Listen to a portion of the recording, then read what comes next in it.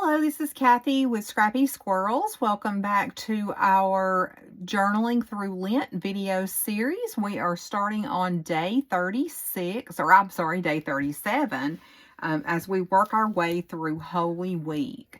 We did start working on the page for day 36 yesterday, and we're going to finish that up today, as well as go ahead over to page 37 and work on that one as well. If this is your first time tuning in to this video series, I would encourage you to go back and watch the previous videos just so you don't miss out on anything. And if you are enjoying these videos, please go on over to YouTube and like and subscribe to our channel at Scrappy Squirrels. So you may remember yesterday that we made this really cool page with some stencils and some Distress Oxide spray to kind of get our background. But I had also shared that I'd found some really beautiful clippings from an old Ideals magazine that I wanted to incorporate for Holy Week. And the first of those is this depiction of Jesus riding into the city on Palm Sunday. So I am going to place this over this page as a flap, but I'm not just going to make a flap. What I've decided to do is I've kind of folded the excess to create a pocket on the back side of this page so that I can slip in a journaling card or two. So the first thing that I'm going to do is I have folded this down just to give it a little more stability. And I really like that you can see this beautiful stained glass image on the back side. So I'm just going to glue the flap down first of all. And then once I've done that, I'm going to glue the sides so that we are creating a pocket that will be hidden unless you flip this up. So I'm just going to put a very thin bead of glue along the sides here. If you ever get a chance to pick up any of these magazines, they are such a wealth of material for junk journaling. I love the old Ideals magazines and other vintage magazines as well.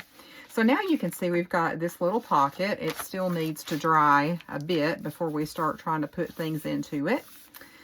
And I had initially thought that I would glue this flap on this side, but I really don't want to cover up any of our beautiful palm leaf page. So I think what I'm going to do is I'm going to affix it to the opposite side of the page. So I'm going to put my glue on the back of this flap. And that way it will give us a nice little border at the top of this page as well for what we're going to do here. And I would like you to notice, because I didn't prep that page, how our Distress Oxide bled through just a little bit, but I kind of love it. I like the way that we've got this kind of speckled effect on the back of the page. So now we have our day 36 page where we can journal and then slip in a journaling card for some extra space.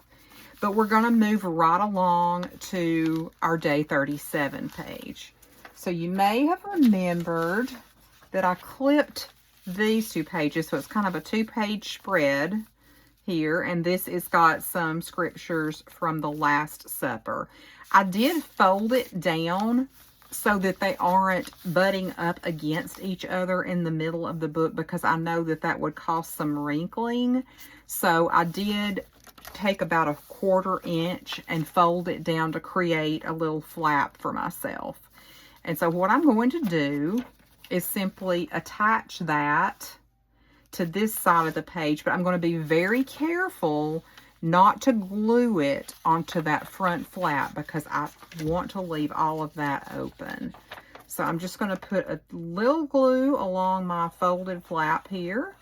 And while I'm doing that, we will go ahead and talk about the journaling prompt for today, which is a reflection on the Last Supper, which is appropriate since that is what we have as our focal image.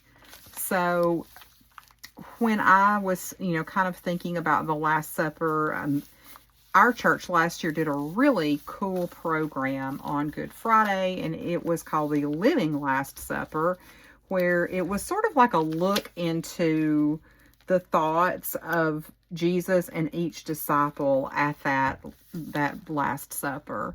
And what it made me really kind of think about, that I guess maybe I hadn't considered before, is, this was such a personal goodbye from Jesus to his closest and dearest friends.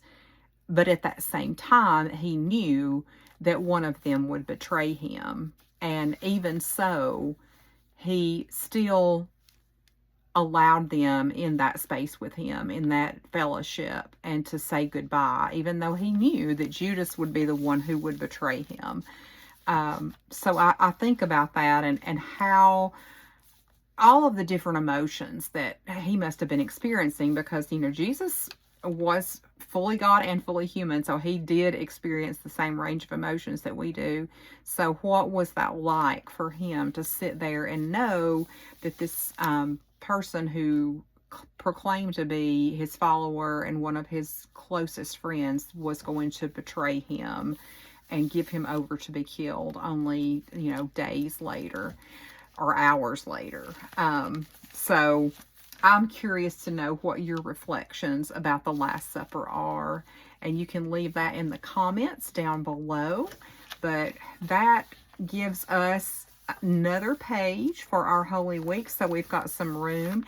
Now, if I wanted to add even more journaling space, I could cover the back side of this page with some tea stain paper or some plain paper, just to give me a little more room. And I may do that depending on how much I'm going to write here. But I wanted to have the wording on the front from the Last Supper. So, and we will be moving right along tomorrow. We will be finishing up with our next page. And I am so thankful for all of you for joining us on this series. And if you will leave us a comment and let us know what you would enjoy seeing us do next, we would really appreciate it. Would you like to see more tutorials? Would you like to see some live events from us? So please let us know. And I hope everyone has a wonderful day, and I will see you again soon.